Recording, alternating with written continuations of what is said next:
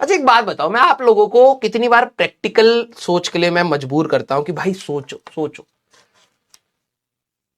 आप लोगों ने जब ड्रॉप लिया था तो क्या आपको यह सही में लग रहा था क्या कि इस बार आपसे कोई गलती नहीं होगी, कोई सवाल गलत नहीं होगा, आप ऑन टाइम उठेंगे, ऑन टाइम पढ़ेंगे, तबियत खराब नहीं होगी, सारे टेस्ट देंगे, सारे टेस्ट सही होंगे, आपको जो भी होमवर्क दिया जाएगा आप वो पूरा कर लेंगे? क्या ये आपने सही में आइडियली सोच लिया था क्या?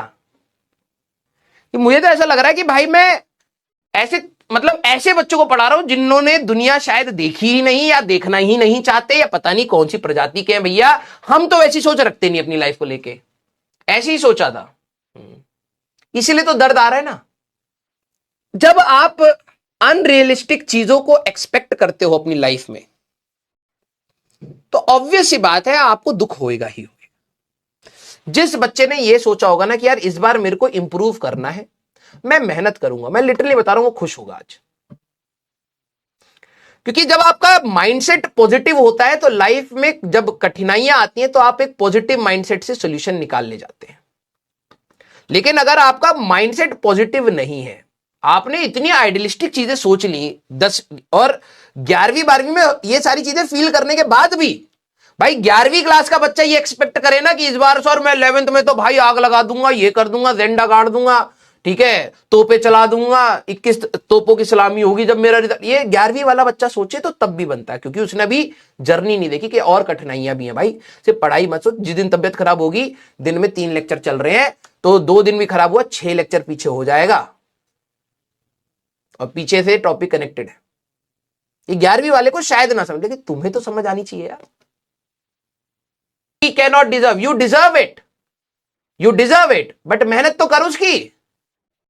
तू मेहनत करना ही नहीं चाह रहा है, तू कह रहा है सर मैं ये सोच क्यों नहीं सकता कि सारी चीजें आइडल होंगी, या मैं क्यों नहीं सोच सकता कि मैं आईटी डिजर्व। तू सोच सकता है भाई, सोचने और होने में कर्म चाहिए भाई। तेरे को किसी ने ख्याली पुलाव बना के दे दिया है कि ये कॉलेज अच्छा वो कॉलेज अच्छा तो ये सारी चीजें हो जाती हैं। मेहनत करनी पड़ती है भाई, घिसना पड़ता है उसके लिए, ऐसे नहीं मिलता है 14 लाख बच्चों में से 10,000 को।